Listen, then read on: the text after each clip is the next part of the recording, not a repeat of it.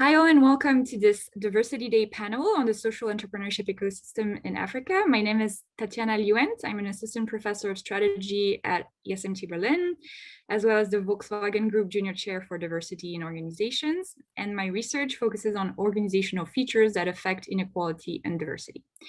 Just a general note about the organization of our event. There will be a 1-hour panel discussion and then a 30 minutes Q&A with the audience. If you're in the audience and have a question for our panelists, please use the Q&A function at any time during the webinar, and we'll get back to your question during the final part of our event. And panelists, if you wish to add something to what one of your co-panelists is saying or discussing, please use the raise hand function. All right, on to you, Raji. Great, thank you very much, Tatiana. My name is Raji Jayaraman. I'm an associate professor of economics at ESMT Berlin, currently at the University of Toronto, and my field of research is in development economics. So you know who I am. Thank you all very much for joining us today as attendees. We're joined here by 5 remarkable panelists. They all share something in common, which is that they all graduated from ESMT with an MBA. They all work in social enterprises or in nonprofits in Africa. So let me quickly introduce them. And first of all, thank you all very much for taking the time to be here. I know that you're sitting in Africa right now, and I appreciate you making the time. All right, so we have Adamou, Kouotou. I'm going to do this in chronological order of when they graduated from ESMT. Adamou got his MBA from ESMT in 2018, and if I remember correctly, you're currently based in Cameroon. Adamou is the founder of Agrix Tech. It's an African startup. His mission is to empower small-scale farmers by giving them access to agricultural knowledge as well as microloans. Welcome, Adamou. Thank you for being here. Next, we have Duroseme Taylor, who graduated with an MBA in 2020. She's in Lagos, Nigeria, and she's a business analyst at Impacc Hub, which is an organization that supports impact-driven entrepreneurship. Thank you for joining us. Next, we have Jochen Moninger, who, hi Jochen, who got an EMBA from ESMT in 2020. He is, if I have this information correctly, currently based in Addis in Ethiopia. Nod, Jochen, if I'm right about that, yes? No, I'm living in Ethiopia, yeah. Excellent, wonderful. He is the co-founder and chief operating officer of impacc, which is a nonprofit that supports green startups in Africa. Welcome, Jochen.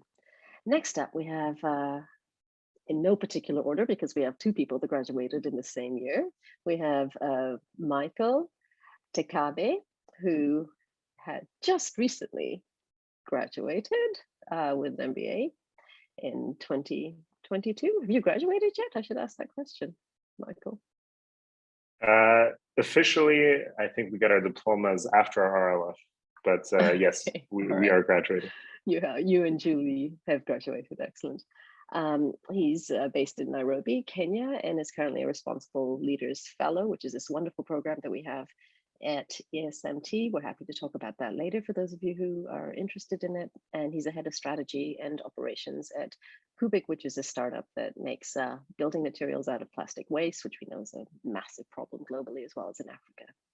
And then last but really not least, we have Julie Rosenfeld, who graduated in the same class as Michael with an MBA, also based in Nairobi. Also a Responsible Leaders Fellow with Enda, which is a Kenyan company that makes, I looked at the website, Julie, beautiful, beautiful running shoes. The brand is called Enda, so go get your pair of Enda shoes, everyone. In addition to that, she's a co-founder of Loop Farms. She's going to be returning to Berlin, I suppose, at some point.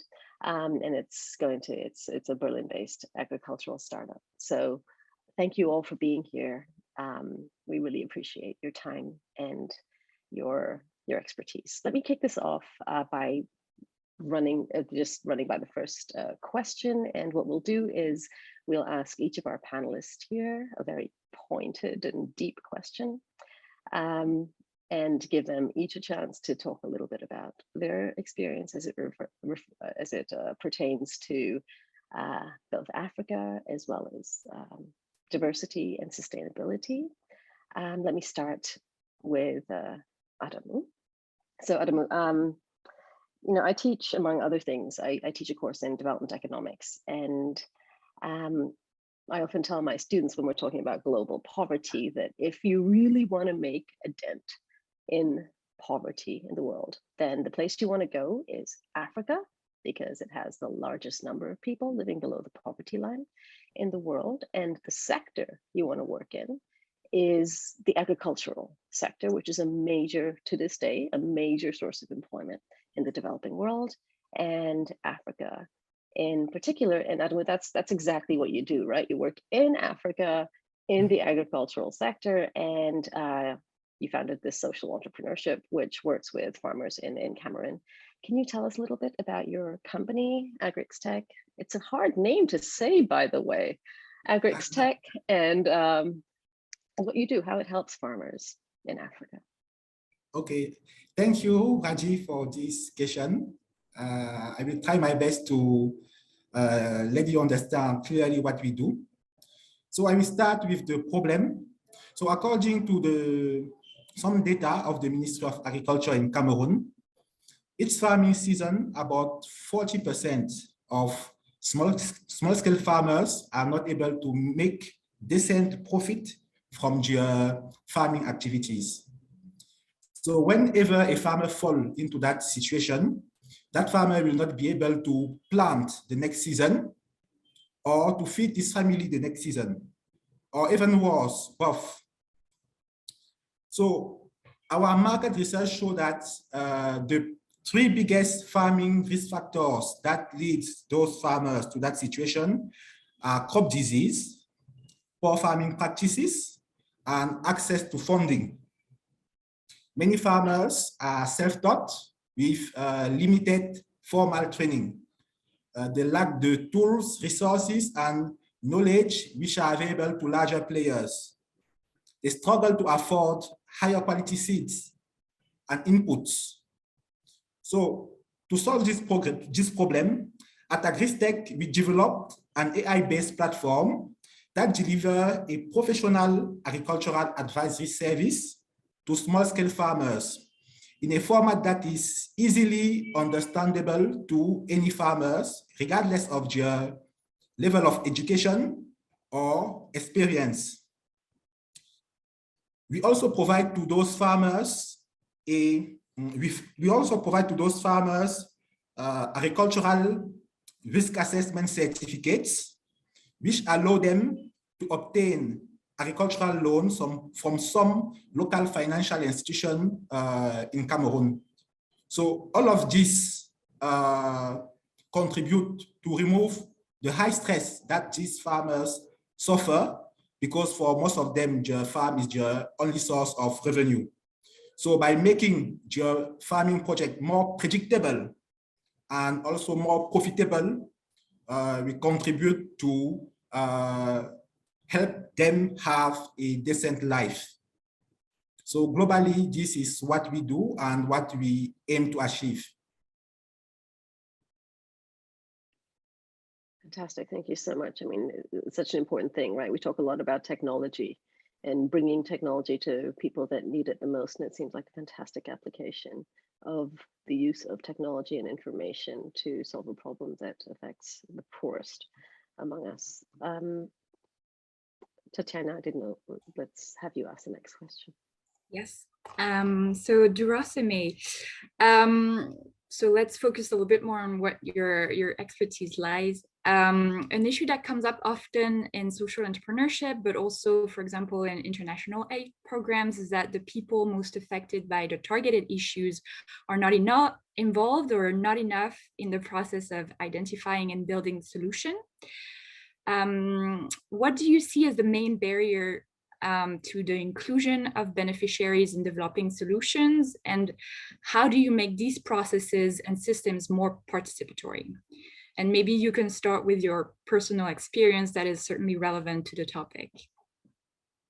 Hi, thank you very much. If you don't mind, I would just like to dive right into the problem. I mean, from my own personal experience, definitely, there are key barriers to that hinder people who are affected from participating in the solution. And I mean, the first one we know is that they don't have enough skills to be able to, well, not necessarily they don't have, but they don't have the opportunities or access to be able to participate in building solutions. So in as much as we have a lot of programs that encourage social inclusion, most of the time their inclusion just stops short of being on survey or rapid assessment. And we really need to go in the development and social impact spheres. We really need to go beyond that. And we really need to encourage them and get them to actually be the ones leading and building the solutions. So part of the work I was doing at Impact Hub is actually like Impact Hub builds programs and solutions for people who have solutions to the problems that they are facing. We tried to give them the support necessary for them to be able to develop their solutions and scale their solutions. So these and Impact Hub, as we know, is a global network, and they are run at a local level. So the Impact Hub really works with young people or who have their solutions and helps them to build their solutions and grow their solutions so that they are actually solving the problems that are affecting them and their community. Do you have in mind the examples of the type of support and skill development that Impact Hub would offer the people that participated in the program? Just to get yeah. So they have a lot of programs, and some of the programs include actually rightly named solution building, which really helps participants to be able to articulate the problem, the solution that they're working on, the value that they're creating for their communities. So helping them articulate this value, helping them develop the frameworks necessary for them to be able to grow, and helping them also ensure that investors will be able to find them and invest in their business and help them grow. So yes, different programs exist, including the solution building, acceleration programs, and working with donors also who have a vested interest in ensuring that the participants' businesses are able to grow and expand beyond, also not just in Africa or in Lagos, but also beyond Nigeria and even beyond Africa. Awesome, thank you so much. All right, so moving on to Mike. So you come at the question of inclusion from a slightly different angle. You think that Africa is ready to take off, that it's been underestimated, overlooked, and underfunded by the rest of the world. Why do you think that is? I think personally, I think it's a very big question that has many roots, but I think one of them is the confidence that people have in the individual countries. So seeing 54 individual countries with their own economies, own systems, is quite fragmented. I think when people look at traditional ways of investing in, for example, the startup world, they look at scalability. And I think for the new wave of investment, so private equity and venture capital in particular, I think scalability is one of the things that matters the most. And that's why, for example, I think 2021, the VC inflows to the continent were roughly $5 billion US. which sounds like a lot, but if you look at Berlin as a city, you see that Berlin in the same year received roughly 7 billion US dollars. With that, you have huge growth in macroeconomics for the continent. So I think until 2050, the population was supposed to double for the continent. So there's a lot of macro factors that would warrant investment and excitement, but I think there's a lot of reluctance by institutional investors, at least, to invest here. So hopefully, as we see right now, I think there's a lot of excitement in fintech, but it also has to do with, I think, data. I think a lot of this investment into fintech particularly is due to the fact that, you know, there's an entire continent of people that basically doesn't exist on the technology or the data side. So fintech is one of the forays to aggregate data for those. So it's very extractive in terms of what's going out of the continent and how it's being used. But now there's a new wave of actually companies investing into local companies for, to build local ecosystems as well. Okay, that's great. And I was wondering, and I don't know if you can speak to that, but you were talking about scaling in different markets. Do you see some regions kind of like coming up as being relatively homogeneous and potentially like the target for investments that are looking for larger scale, or is not really what we're seeing right now? It's a good question. I think just looking at the flows, it seems like there's 4 kind of centers of investment right now on the continent.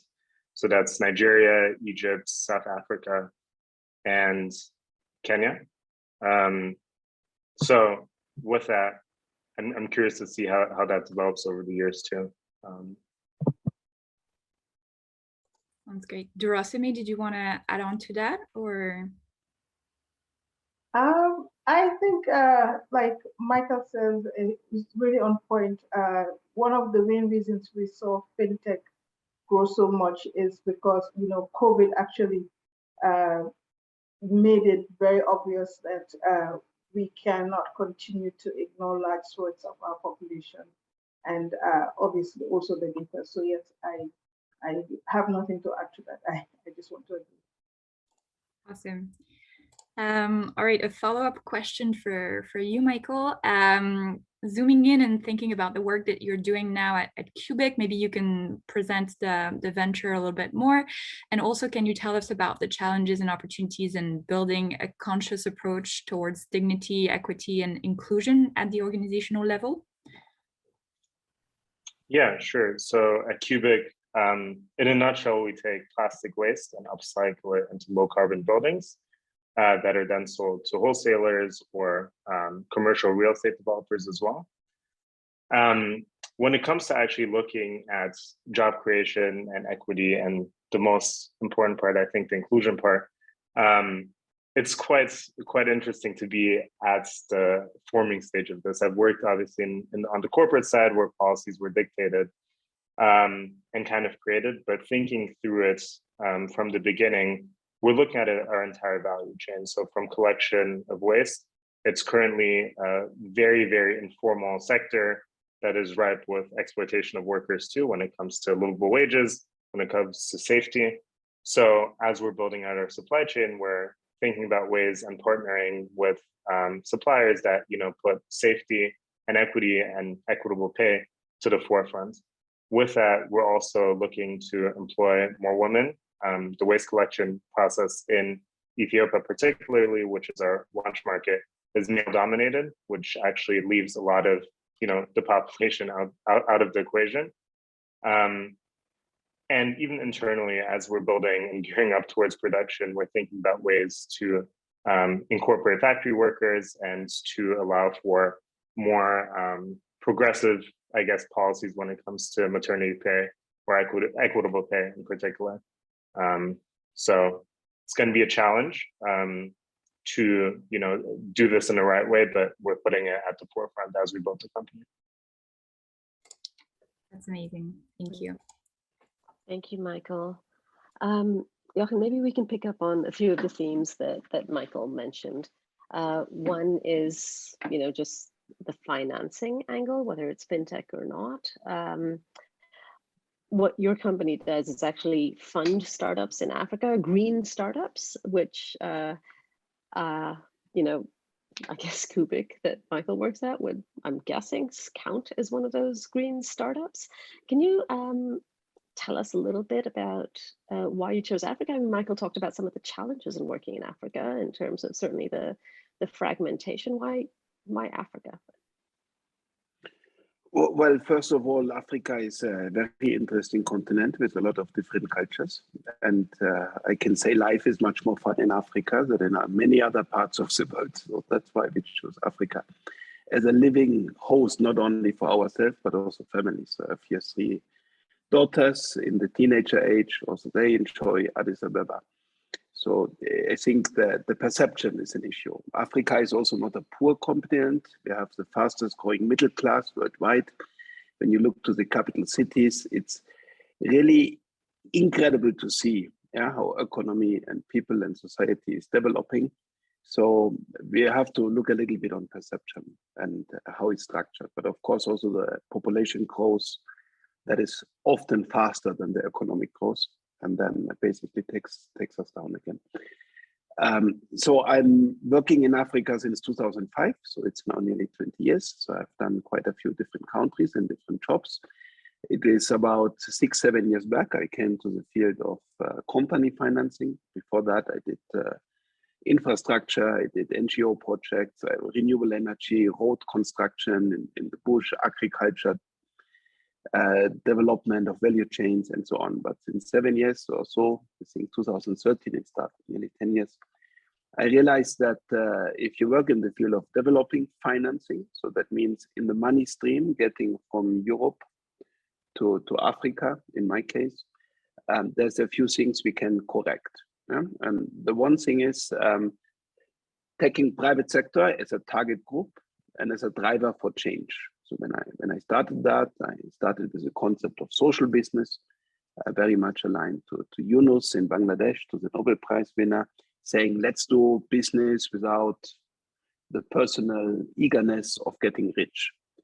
So I founded a few companies with a former bigger employer in Germany, social businesses in Africa, but I didn't see it really flow. Then I went to the field of microfinancing, that is the thousands of small companies, often 50% of them led by women, who are working on a turnaround of, let's say, $1,000 a month or even lower. So they need working capital, they do their small shops and the small business.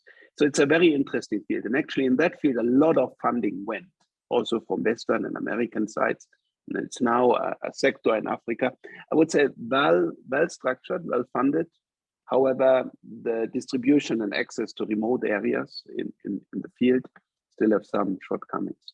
Then I went to the field of SMEs, that is small, medium companies. I have a revenue maybe of 200,000 euros, 150. So it's people who have built a business successfully in complicated markets.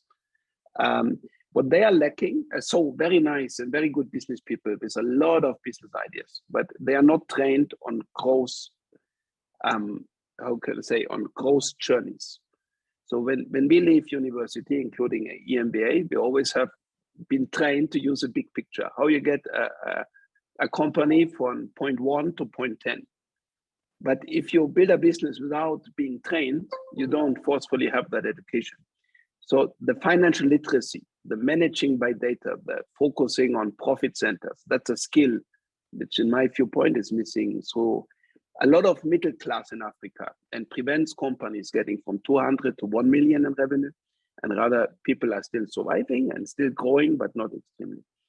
So from there, I went to the field of startups. So I was for a good while fascinated by startups. So I worked with a lot of accelerators, whether in Eastern Africa, in Ethiopia, but also in Western Africa, like also impacc and others. It's incredible amount of acceleration programs which hit the African continent, I would say the last 10 years. It's programs who take young business thinkers on the hand and helps them to develop an idea to a concept, having first market traction, and then potentially starting. So the starting point then was an issue.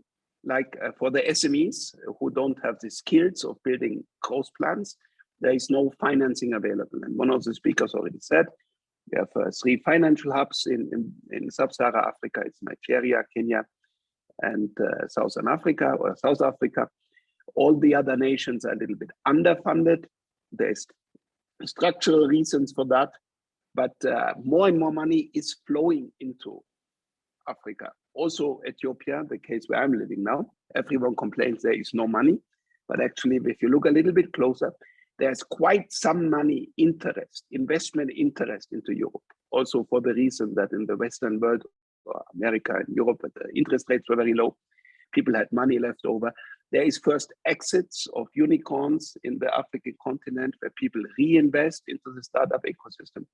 So it's not only the money that is missing, but for me, it's a financial skill of building business plans that are scalable that is missing. So it's a mismatch on demand and on the offering side.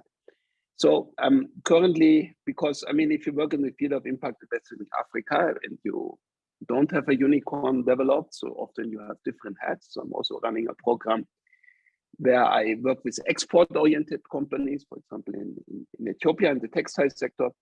And here, for example, currency is an issue. Yeah. So if you want to be active in a global value chain like textile, you need to have hard currency to import, convert, add value, and you're expert. And in Ethiopia case, it's a bit special, but I think worthwhile to mention a few other African countries having similar issues.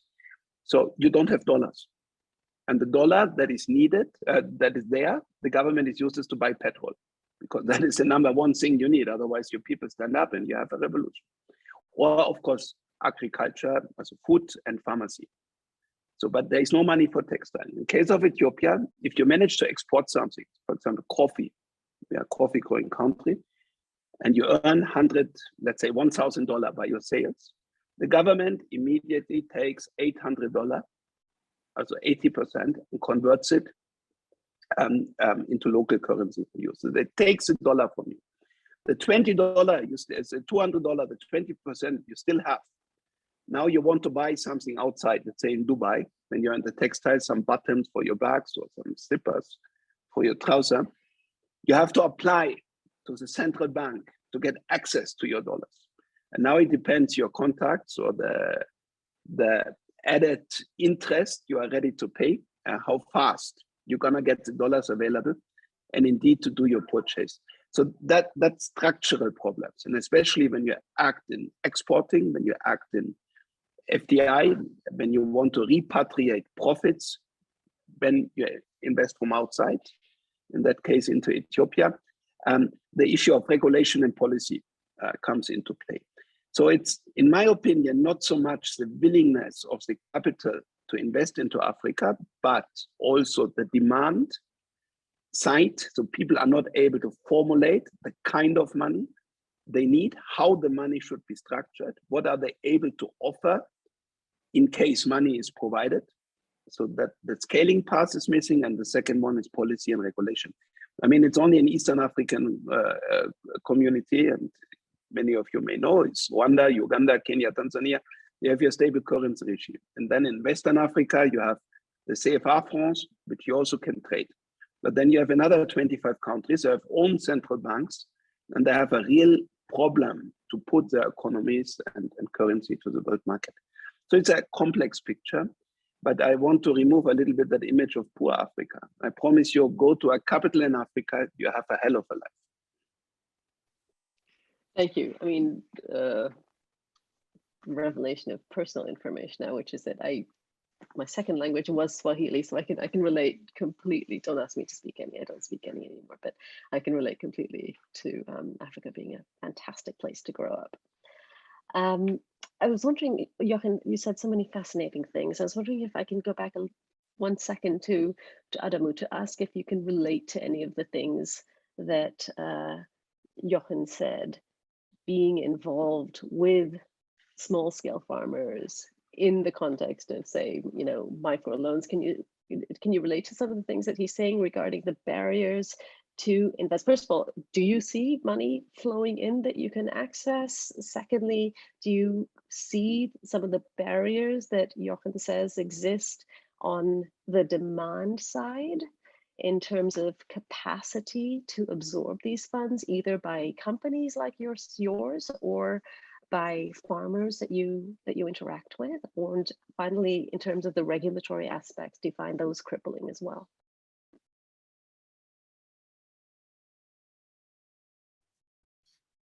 Thank you, Raji, for this question. I think what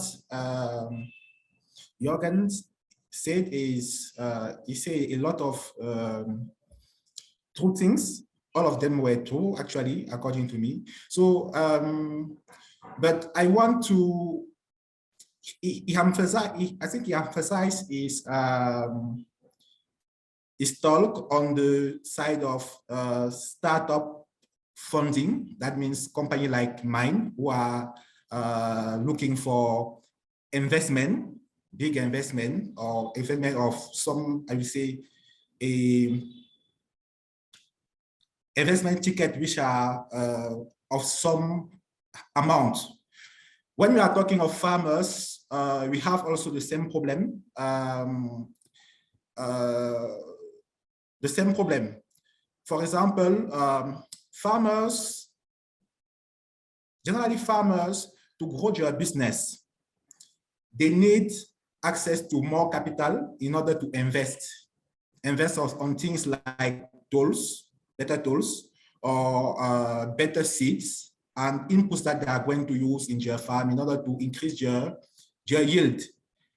But the difficulty that they have is to have access to that funding. So generally, a financial institution will not provide that funding to those farmers because they believe that agricultural activities agriculture is a very risky sector. So, and they believe that because the lack of enough data, there is no mean to collect enough data to show to the financial institution that your projects are viable. So this is one challenge that we have, the lack of data in the agricultural sector in Africa. And this is because I will say also of the non-inclusion of those people into the formal financial system. So they are not, their money transactions are not registered there. So there's no way to make an assessment of their eligibility to have access to a loan, for example. So I think these are the problems that we face, and we have to bring solution to that. At Agrix, what we do is that we try to collect those data for those farmers. We try to provide risk assessment, agricultural risk assessment for those farmers with the data that we can collect from them, in order to help them to have something that they can use to have access to that funding. So I think this is how the lack of, I would say, the lack of good demand preparation, good presentation of the projects to the investor can be presented in the case of small-scale farmers and the local financial institution that we have in Cameroon. For the case of startups like mine, who are looking for funding to expand, I think Jochen explained clearly what the problem is the fact that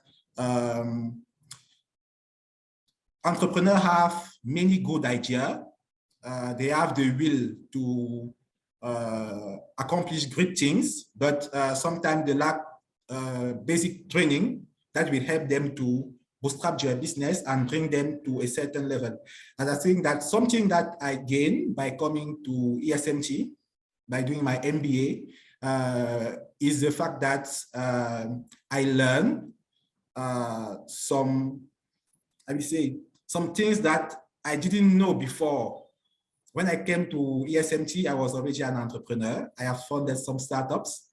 And after that, as Jochen said, when you have that knowledge, it's easier for you to grow your startup and present it better and be able to raise some funding as we did. Thank you. Great, thank you so much, Adamou. Well, and I guess we'll come back to that topic because I think there's probably a lot more to say about what academia in general, but also ESMT in particular can bring to entrepreneurs in the ecosystem. All right, now moving on to Julie. So Julie, you currently work in Kenya, as Raji said, for company Enda, but you'll be returning soon to Berlin to continue work on your social enterprise loop forms. Can you tell us a little bit about these two experiences, and in particular how they speak to each other, what you've learned in one that might transfer to the other, or maybe won't transfer at all, and maybe as a suggesting either starting point or point that you'll make at some point in your intervention, can you talk about how being a woman in the social entrepreneurship ecosystem has affected your experiences? Sure. Yeah, I think the experiences I had in Kenya have been really important to me being a founder in Berlin, both in terms of it being a social enterprise, just in general starting a business. One of the main reasons I decided to go and do my fellowship with Enda was because it was run by a female founder. And I found that inspiring and impressive, and I was really interested in hearing more about her experience as a founder. And in my work in Kenya, that definitely came through when it came to talking about, they were initially a Kickstarter campaign and now they're in fundraising mode. And so talking about fundraising and about, how it can be a very male dominated experience, which can make it very emotionally draining as a woman to be in those spaces. And I think that's the same in Berlin. And so it's been nice to have kind of someone 10 steps ahead of me doing it and learning from them, so that, when I'm in Berlin and that's what I'm doing, I guess I can have maybe more energy behind that, and knowing there's a light at the end of the tunnel. I think also, during when I've been in Kenya, we've also been building our MVP in Johannesburg for Loop Farms. And so being able to be in Johannesburg and work on that was really interesting, because the solution we're working on with Loop Farms is kind of a aspirational solution for Berlin. It would be great that if all your food was grown locally, and that'd be really nice. All your food has no carbon footprint. You're buying it from the rooftop of the building you live in. And that's really cool, and it's positive for the environment. And your food is healthier because it's not traveling so far. But in Johannesburg, there's food scarcity issues. And so building a farm in South Africa has been more about solving these actual serious issues by bringing more technology like hydroponics and aquaponics into the farming system there, and being able to save water and provide a more circular system that uses less energy. And so I think understanding that this is a cool thing and a good thing for Berlin, but in other places it's a necessary thing, has been a really cool learning experience for us as well. And so that's been very positive for us as co-founders being on the continent here.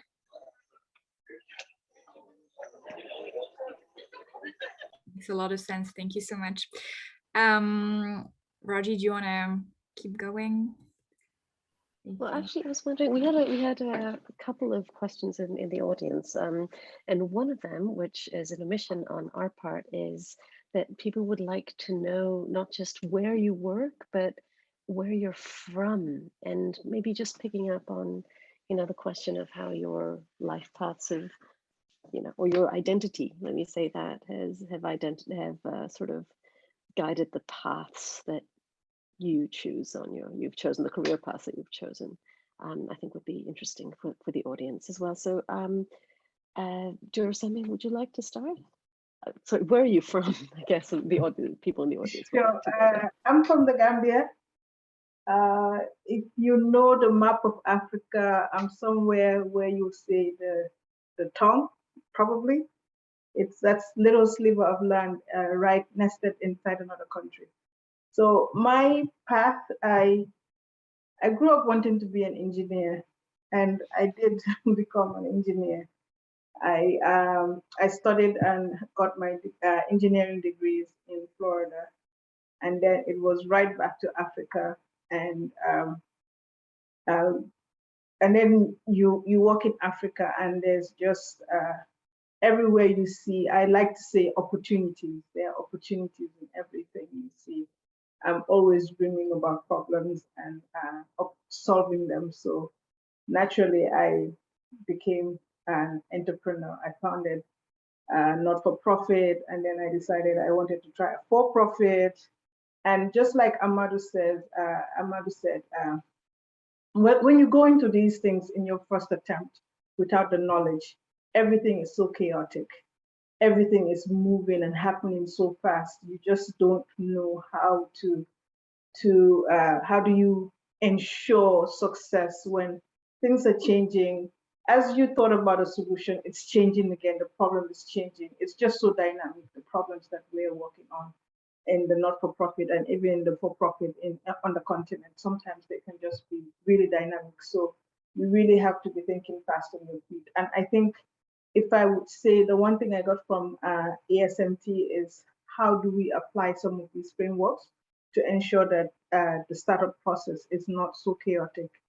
You can actually be able to guide such a chaotic process and make sure and try to at least ensure success a little bit. So yeah, that's my journey from engineer to now dabbling in social impact.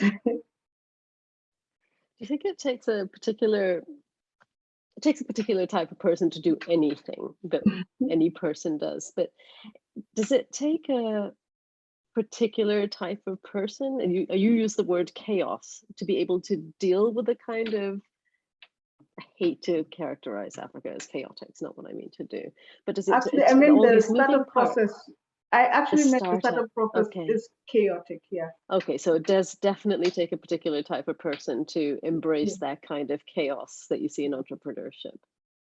Okay. Julie, would you like to go next in terms of the path? Or where are you from, first of all? I'm originally from London. Then I did my undergrad in Vancouver in biological sciences, and then worked in the sports industry, sports events, multi-sport events specifically, for a few years, and then came to ESMT to do my MBA. So I would say my interests, particularly in working for Enda in Kenya, was coming from my passion for sports and for more women working in sports, whether it's sport business or sport events or having more opportunities as athletes. And then I think during my time working in sport events, I really found them to be incredibly unsustainable. And that's where my passion behind Loop Farms came from, a little bit from my science background, and then a lot from, you know, wanting to build more sustainable products for the world. And so both this fellowship, obviously, and also Loop Farms has really both been given to me because I came to ESMT to do the MBA. Neither would have been possible without it. So there was a big turning point in my journey, I guess. It's so interesting that both of the women on this panel have chosen really sort of non-traditionally female fields, with Duroseme in engineering and you in sports. Michael, where are you from? Tell us a little bit about you and your career path. Yeah, sure. So I don't think I've ever answered that question in a straightforward way, partly because Julie's laughing because she knows about this as well. But yeah, I guess I learned the word third culture kid recently, so I'll apply that to me, son. Nice. Okay. So yeah, my parents are of Ethiopian descent. I spent my early childhood in Germany and then moved to the States for high school and then college, where I did finance during my undergraduate degree, and moved to New York City to work in financial services, first at an investment bank on the technology side, and then at a hedge fund on the risk/analytics side. It was an amazing experience, but I never felt truly aligned to the mission, partly because I didn't know what the mission was. So the MBA for me was sort of a reshifting moment to kind of find some alignment with what I deeply care about, also to move back to Germany. Had an amazing experience, slight overhang of COVID, but I think for our class, that just meant we got really good at muting ourselves on Zoom. But afterwards, yeah, the RLF possibility that Julie just mentioned was part of the things that attracted me to ESMT. Through the 13-month program, kind of fell in love with the strategy part, since it connects a lot of different angles, and then still passionate about data, but the operational part in my current role kind of combines like data, people, and technology for now. And that's kind of like the sweet spot where I found, to get energized from. So super thankful for the RLF. I think everyone should do it if they can. But that's good part of the school. Thank you. I completely understand the term third culture kid, but sadly, it's only third culture kids that understand what a third culture kid is. So welcome. Tatiana, why don't you take the next three? Sure. So Jochen, maybe you can talk to us about where you come from and how, I mean, I guess you've talked a lot about how you kind of got to where you are, but maybe you can tell us where you come from. Well, I'm from southern part of Germany, northern part of Bavaria. I grew up there, and I also graduated. Actually, I did human geography and then political geography. So after studies in 2005, Magister at that time, there was no master. I was fascinated in two countries, that is Sudan and Yemen, because they had nation building elements. New states came into control. So I found a job in Yemen, which was interesting, tribal society. You basically travel from district to district and you work with different governments. And then one time you're in the sector, it's fascinating. So I delivered work from, first job was on cultural exchange, the second on democracy promotion, the third one on building civil society organizations. And then I already mentioned, I was then in innovation. I was responsible for a bigger organization in 40 countries for building innovation elements in the work with quite some interesting features. I got a scholarship with ESMT, actually for an EMBA, Social Impact Multiplier. So I joined the program. In the beginning, I thought, wow, all these company guys, they must be very smart, they earn so much money. After the second module, I realized, well, they earn a lot of money, but they're also not smarter than the non-profit guys are. So I was interested in all the tools you were teaching in the university, and I was always looking for ways of how converting them into the non-profit world I came from. So the first thing I did after studies, I built my own non-profit company, which is called impacc, which basically has as an innovation and first and only organization in Germany the mandate to collect donations and to convert it into equity in African companies as long as there is a social value created. That is startup funding, basically. It's a startup by itself. So we are now in year 3 of operation. Last year we had about 1 million revenues. We're already quite good in collecting money, but still a lot of things to learn and to build. And I started to build companies myself in Africa. So together with another EMBA graduate in Tanzania and Tanzania and Ethiopia, we built an e-mobility company, actually, with my co-fellow graduate. He came from the e-mobility space in Europe. I convinced him about the market opportunities, which are immense. I mean, a lot of hurdles you have to climb. But once you climb them, it builds you also boundaries for the next one who likes to compete with you. So once you master, you basically have a natural protection in many markets. So we are now in year 2 of our e-mobility company. We have found seed investment. The vehicles are getting to Tanzania and Ethiopia, and we're building our MVP case and hoping to go to Serie A in early 23. So that is what ESMT brought me to. Only last week, we decided on an investment on a delivery service company here in Addis Ababa. Delivery service, global booming business sector in many parts in Africa, including Ethiopia, completely underserved. We're right now maybe at 5% of market coverage. In that case, I'm doing that together with a German entrepreneur who brings in money. So I'm a local guy who connected and holds a co-shareholdership. And we're trying to build that company also from scratch. Similar, we did also with companies working on CO2 mitigation. So that is what ESMT moved me to, because I realized when you work in non-profit, it's fascinating. And anytime I did that in my career, I stood up with fun and I went to sleep with fun. But at some time, especially when you have family, you feel also the money pressure. So then you think twice if you want to stay in non-profit. So that's why I'm trying now to switch, or you can rather say to build on both fields, yeah, hoping to get out of the non-profit, which also pays fair and it's a very nice job, yeah. But getting out of it and using those skills, which I collected, interacting with African governments, whether it's in the village, in the district, in the capitals, with presidents, with ministers, to use that effectively for our startup and corporate journeys in Africa. So what I realized here is you need to find your right partner. And only if somebody smiles nice, it doesn't mean you can work together efficiently. What I also learned is that the working tools ESMT was providing us, starting from how you structure your operational work plans, your strategy papers, it's really helpful. I mean, you shouldn't get stuck on the theory, but it's really helpful to be prepared.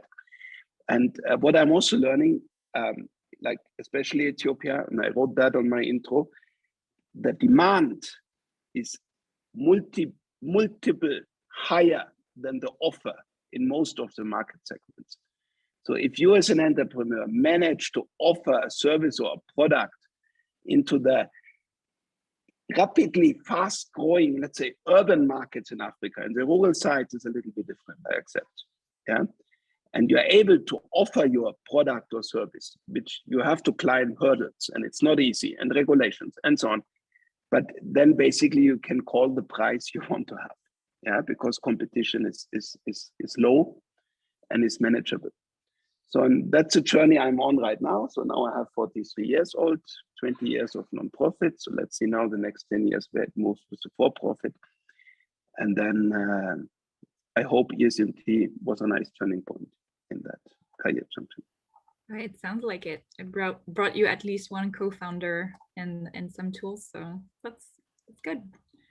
Awesome. I think the last one would be Adamou, right? If you can talk to us a little bit how like your career path and how you got there and how, I mean, you've talked a little bit also how ESMT influenced it, but if you have more thoughts, we'd be happy to hear them. Okay, thank you. Okay, I'm from Cameroon.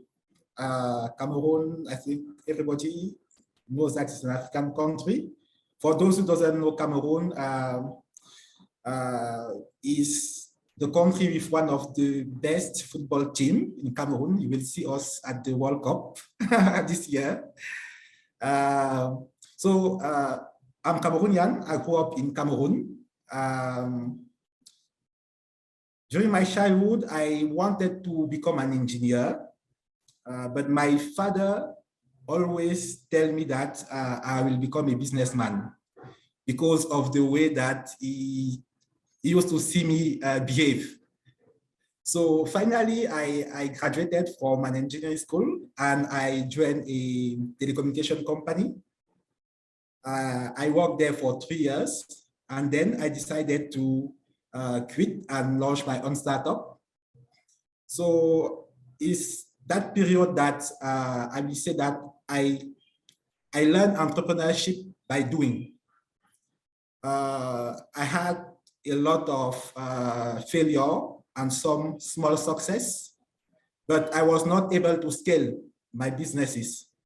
And this is the reason why I decided to do an MBA in 2018 at ESMT.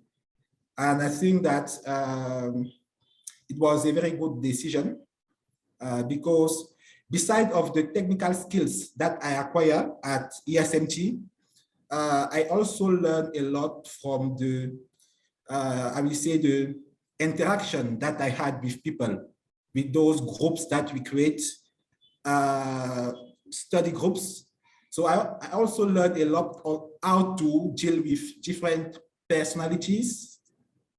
And also the case study that we did at ESMT helped me a lot because it helped me understand what happened to me in the past. In some cases, I used to see some similarity on what I already experienced. And also it helped me to be prepared for some other, I would say, challenge that I might face after in my way. So for me, it was, I think I was a bit hesitant before when I graduate, if I should go back to entrepreneurship in Africa or find a job. But I think it was a good decision for me to go back to Africa and pursue what I like to do. So now I'm in Cameroon, in my country, and I'm building my startup. Things are going, I will say, quite well. I'm happy, and let's see what will happen. But I'm very happy for the decision that I took 4 years ago to come to ESMT and do that MBA because it helped me a lot and it continued to help me in my journey. Thank you. That's amazing. And I think we can kind of start with the Q&A, and there was one question by Matt that kind of plays to another question we had in mind to ask you. And I guess, so I'll just read.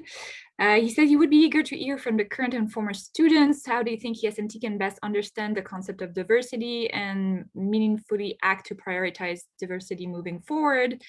And I guess that's also, I think, a broader question is like, how do you think ESMT as an institution can do better, especially thinking about social entrepreneurs or students that want to become social entrepreneurs, and also people that want to work outside of, let's say, Europe, for example.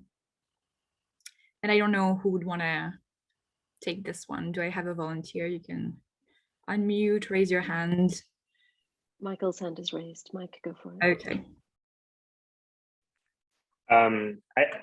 So I think when it comes to diversity in particular, one of the big things is representation. We've all heard it, we all know what that means.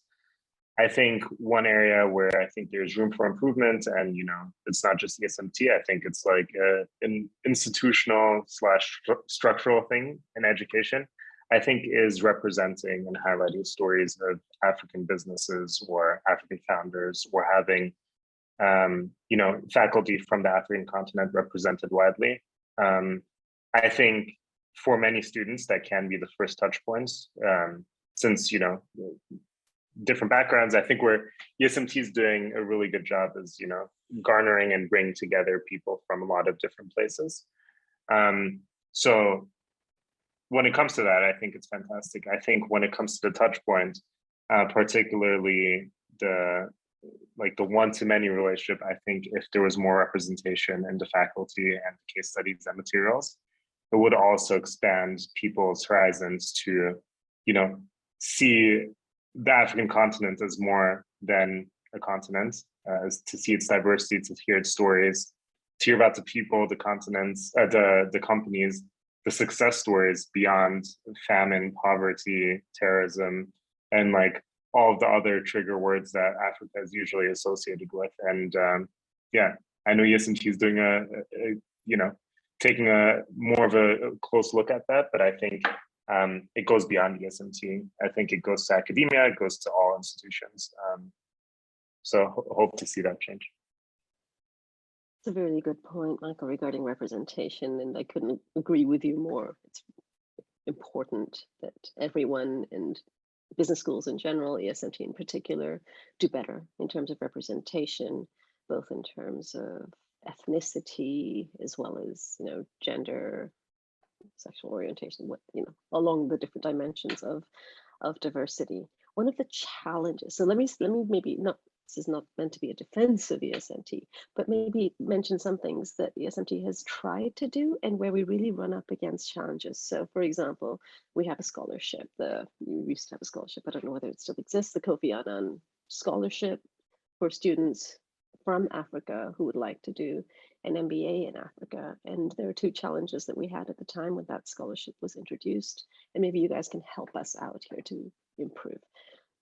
One is not having enough applicants, ironically enough, and this sort of speaks a little bit to what Jochen was saying earlier when he said that, you know, there's plenty of investment, there's supply, but there's not enough demand, which is not what you'd expect, right? But that's a challenge that we faced. And so this is more an appeal to people, to encourage people from underrepresented groups to apply to ESMT so that we can actually foster that diversity. And I think financing is often more readily available than you might imagine.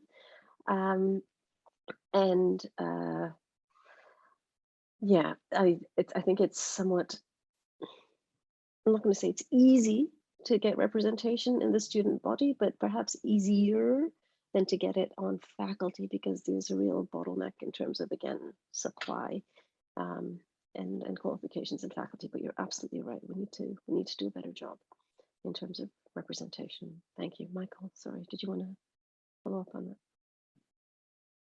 Yeah, and like again, I think like the school and like institutions are doing their best way they can to. But I think especially since the school is so small, especially since, you know, it's a very focused program. I know that bigger schools are able to attract, you know, African students too. There is an opportunity for ESMT to really lean into this aspect, along with, like, you know, the central location of Berlin. It's such an amazing positioning. So over the years, hopefully that's, you know, something the school really leans into and really embraces. Absolutely, thank you. Couldn't agree with you more. Julie?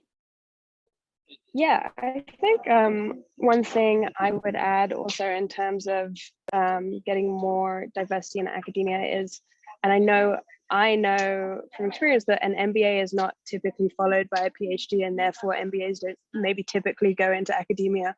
But I did feel in our MBA that it was very clear that our next step should not be a PhD, and that if we're pursuing academia, we're on the wrong master's program. And so I also think, like, maybe more diverse backgrounds going into the PhD programs, or understanding what it would look like to pursue a PhD after, would also open up the opportunity for more diverse people to go into academia. It's a great point. And I think also probably having faculty that don't necessarily have a PhD is totally fine. I think we can draw from people with other types of experiences, and that's totally relevant in a business school context. So I think that's a great point. Jochen, did you want to add something? Yeah, I want to join Michael in his comment that there is no case studies about African success stories in the African continent. I mean, I happen to be on an exchange trip with Cape Town University. There is quite some interesting stories how companies managed basically to get hold of critical infrastructure and others all over the continent. But in the ESMT teaching in this 16, 18 months, there was not one single case study. So I think that has a point. And the second thing, what I observe again and again, is a problem of getting visa. Yeah. And now, especially during Corona, there was no way of getting visa. But it's a high risk to get into a teaching concept when you don't know if you can join the presence courses. And that is a risk, especially for those without travel history and so on and so on. So online classes may be a solution. Those are two great ideas, and you're absolutely right. Something like case studies that's a pretty low-hanging fruit, and it's definitely something that we can work on. And you're right, in terms of online access, this is part of why we've launched various types of online programs and invested heavily in ed tech so that we can have more reach. Not the same as having diversity in the classroom. I want to make that clear.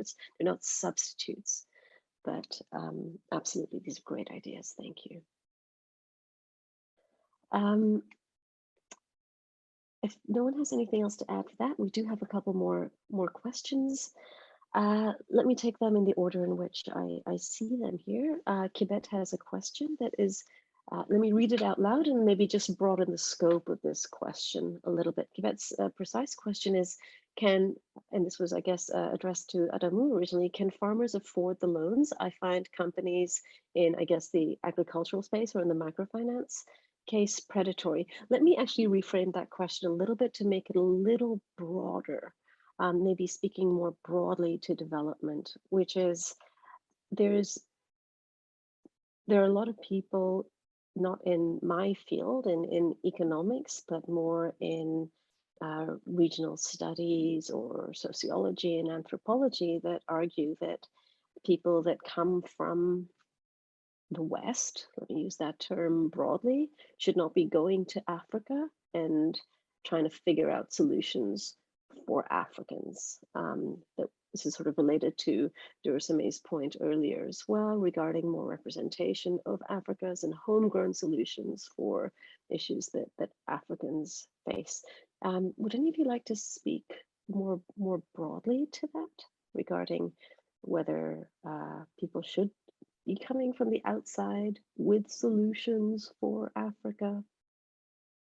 Or Duroseme, go for it. Absolutely. I don't think it's a blanket that people should not come to Africa with their solutions. But there's definitely usually a mismatch in the expectations, if I can borrow from what my other panelists have said. We normally are faced with bringing solutions that are not just plug and play. You know, solutions need to be tailored and customized. With regards to the issue of the loan, I just want to touch on that a little bit because this is something that I've experienced as a business person. It's not only farmers, but even those of us who have, my business was in transportation. And I will tell you that the loan terms sometimes are very ridiculous. You're starting off, you're probably in the 6th month of your business and you're getting a loan and they want you to pay it back within 2 years, if you're lucky. And with an interest rate of like 25%, if you're lucky, or higher sometimes. So sometimes it's just really ridiculous. And the choice between, and the choice of not taking the loan sometimes is just like, okay, if I don't take the loan, might as well just shut down and go to bed. So it's ridiculous. Capital coming into Africa, we really need to rethink how we give out this capital and how we expect to get it back. A lot of studies from the US tells us that 75%, even higher, of businesses fail within the first 5 years. So why do we think it should be any different in Africa? Why do we come with expectations that when we give our capital, we must give be able to get this capital back and even higher? So sometimes I wonder about who sets these expectations, and are we really serious about the whole solving the problem, really? Like, how do you give a 25% loan to someone who's been in business for 6 months and expect them to pay it back within 12 or 24 months and must pay it back? So we really need to rethink. And this is where I think homegrown solutions, when we think that Africans don't invest, Africans are investing in businesses. We really need to work on this angle more and push this narrative more that Africans are investing, can invest, and should invest in African homegrown businesses. This is when we will start to have like really serious conversations about solving the issue. Jochen, did you want to weigh in? Thank you, Duroseme. Yeah, so I mean, I think it's two different topics you tackled. So the question was about credits. I think there's a lot of, or microcredits, a lot of interesting solutions, how to de-risk your microcredits to farmers, whether it is a basis that the community is involved in judging the credibility, whether it is post-harvest payments. So basically you add value to what you have received as a credit and pay back afterwards. And there's also the issue of inflation. Look, in Ethiopia, we have 50% of inflation right now.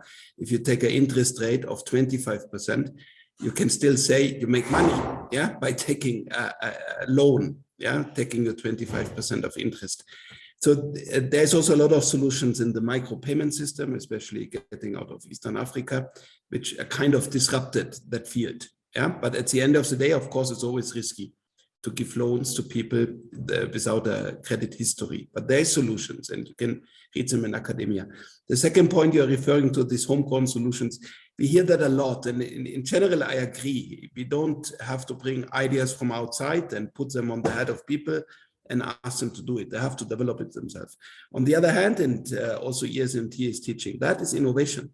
How does innovation come? Innovation comes when two different ecosystems meet, and their ideas and problems and challenges are merging, somehow fusionating, and then a new idea is born. And that is how I consider like role of people like me who come from outside, while I'm integrated into African society to a large extent, so my family and so on, but still I'm an outsider. It's a different kind of thinking. So I'm putting my perspective and insights, and they putting theirs. And then together, these two insights may merge to an innovation. Yeah? And something new is born, which is not homegrown and which is not coming from outside. So that's a little bit the problem of the discussion. Yeah, you cannot take it black and white. It has. If you ask me if a railway is coming, the technology is coming from Europe, it's probably good because there is nothing homegrown. You would have accidents all the time. On the other hand, the innovation topic, I think it's very important to consider. And by the role of people like us, also I think it was the other colleague who is in Kenya, is still important. But of course, let's not put our ideas first. Yeah. Thank you, Jochen. Michael? Yeah, I hear both points.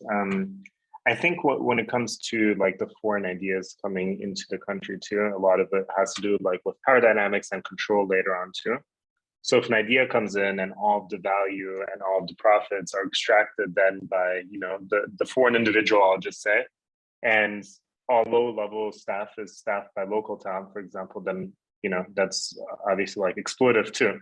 So I think there needs to be a balance of like, you know, the intent of how that value is captured by that society too. So I hear you, Jochen, on that too. There's good, I don't think it's black and white, but I think there should be like further consideration when you know, particularly startups, you look at the boards, you look at the management level, the C-suite, and it's actually something we're also, you know, thinking about deeply as we grow beyond countries. And I think when it comes to the financing part, that's something we're seeing too, as we enable more formalized SMEs to aggregate waste. A big constraint for them is the capacity. How do they gather enough working capital to cater to the demand that we're creating for a new product?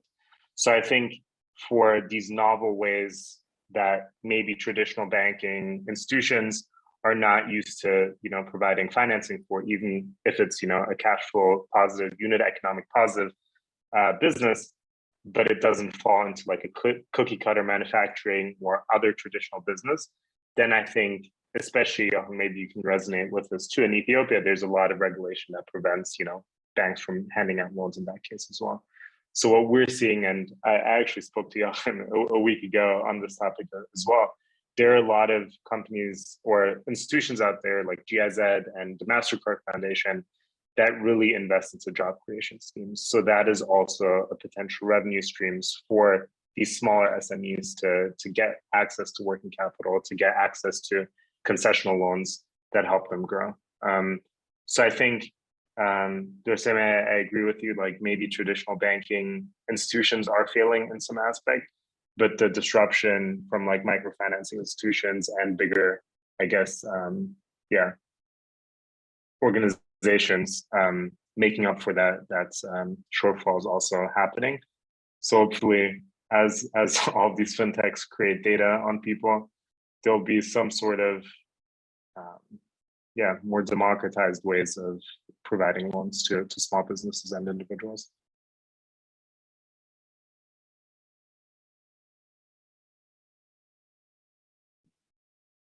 Great, thank you so much. Tatiana, did you want to take the last question? And then I was hoping to end with a question that Victoire asked, which is in the answered category at the moment, but I think is a good way to wrap up this panel discussion. Are you referring to the other question that was asked in the Q&A? Good question. Actually, you know, I'm looking at the time and I'm wondering whether we should, in the interest of time, maybe wrap up with Victoire's question. It's under the answered questions. Tatiana, right. did you want to take that? Sure. So I'll just read, without generalizing, since Africa is a huge continent, host to so much culture diversity itself, but from your individual experiences in Kenya, Ethiopia, Cameroon, etc., what is the one thing, mindset, cultural difference you would want to bring back to Europe?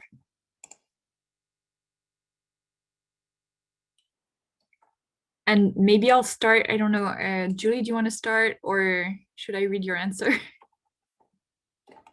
Is she still here? I think Julie's lost her hotspot, okay, unfortunately. So you can read Julie's answer to start with, yeah. Yeah, her answer, people listen until the end of your point and don't interrupt each other. But she surmises that it might also be because she works mostly with women.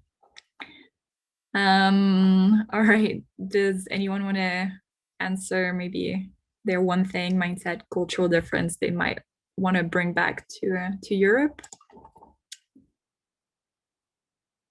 Michael, put you on the spot.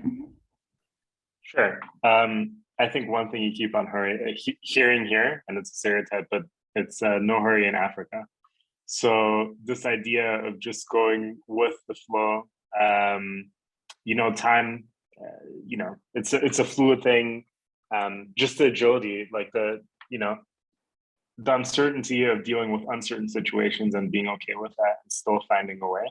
I think in more like growing up in Germany, obviously it's a very, even culturally, a very structured, very punctual society.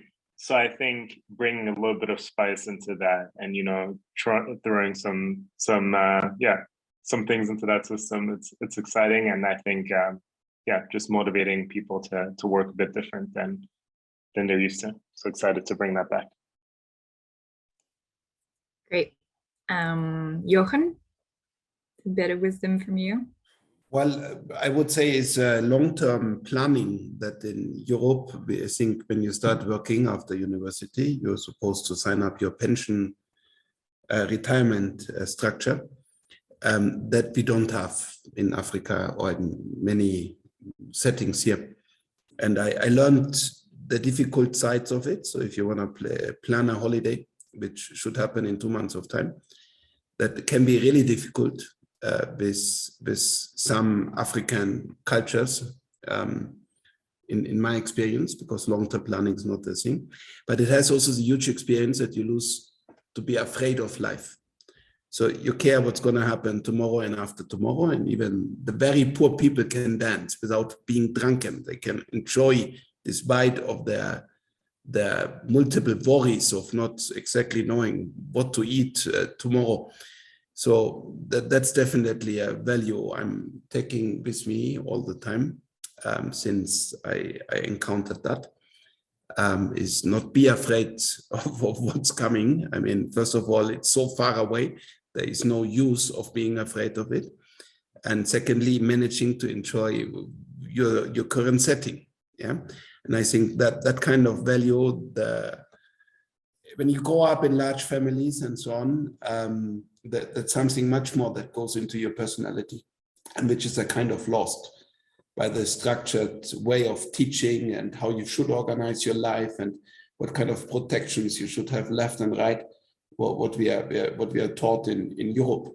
Yeah? I mean, parents get already crazy when the child wants to study, let's say, sociology instead of law. Yeah, and I mean that we don't forcefully find.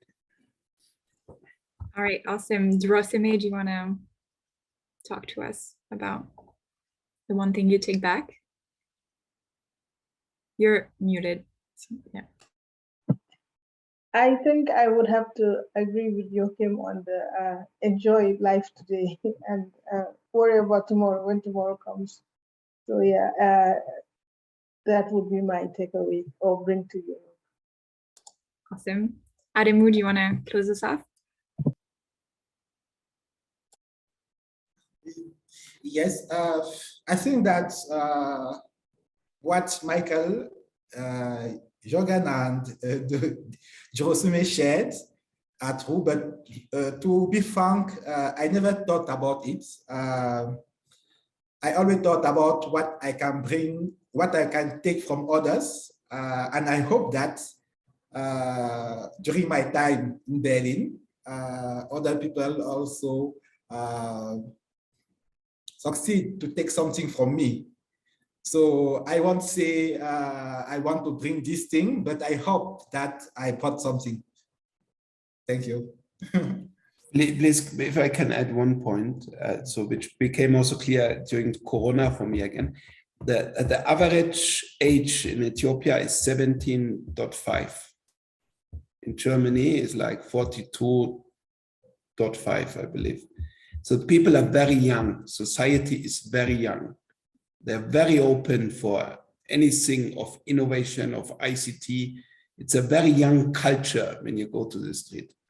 And I think that's also something which will influence the world in the coming at least 1 or 2 generations, because it's the youngest nations you can find worldwide with enormous power of human capital coming up. That's also a reason why Google, Microsoft, and others now putting big billions into Africa in order to harvest that. Yeah. Thank you. If I can maybe just summarize for those of you that weren't listening to every answer. So what I heard from you is Julie says, so lessons from Africa for the world, to put it grandiosely. Listen, I guess, is the first one, like listen to what others are saying. I heard from Michael, just be more flexible. From Duroseme and Jochen, the idea of just embracing joy and living in the present. And Adamou, although you didn't say this, what I really heard from you is incredible modesty. So I think those are great life lessons from Africa. We have a few more minutes. I don't know whether there was another question in the chat box. If not, I'm sure we have more. I think there's one question that just popped in. Tatiana, do you see it? Oh, thanks to the comment for, okay, that's very kind. Thank you, Matt. You're very welcome. Did you guys have any we have 5 more minutes. I don't know if you guys had any final thoughts that you wanted to leave with us. If you don't have any sort of big final thoughts, maybe I can ask you if you have advice for people that are thinking about engaging with investing in setting up a business in Africa.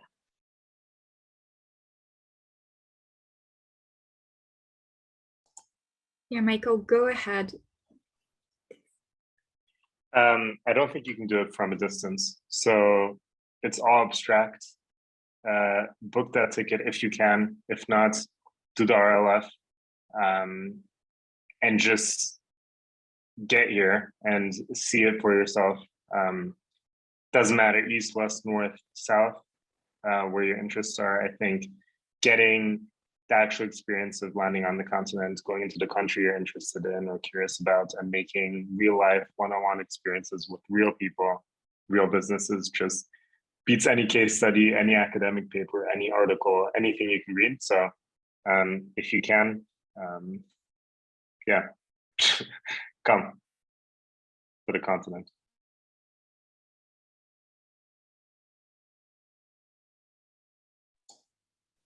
Thank you. Adamou? Okay, I will say that Africa is a country with a lot of challenge, and because there are a lot of challenge, there are also a lot of opportunities. You will have the chance to build successful business with a lot of impact. if you decide to come in Africa. So for me, those two things, building successful business and also having impact, are drivers for me. So I think if somebody has that willingness to have impact, I think Africa is the place to come. Thank you. Thank you. Duroseme, do you want to give this the final words for tonight? Yes. Anybody thinking about going to Africa, I would say plan, plan, plan, and then know that all your plans will probably just go down the drain, and I'm ready to live. But you must plan and be ready for everything not to work, and live in the challenge, enjoy the moment, relish it, and surely you'll be able to succeed and make some impact as you're feeling it. Awesome. Thank you so much. And to all of you, I don't know, we have 3 minutes. Maybe we just close it off. We had one last question, which was about where do you see yourself in 2 to 5 years? If that inspires one of you, please give us your answer. Well, maybe I wanted to say something to the question before. So Africa is 54 countries. Somebody said that. Yeah, and every country works differently, and within the countries you have also different settings. You have big countries like Nigeria with 160, 180 million people, with Lagos, 30 million people capital, Ethiopia, 120 million, Egypt, very big, and you have small countries like Rwanda. In Germany, people love to talk about Rwanda. Even ESMT wanted to make a study trip, I heard, with a new EMBA class to Rwanda, but it's a very small country. It's like a Czechoslovakia, basically, not with a big economic size impact.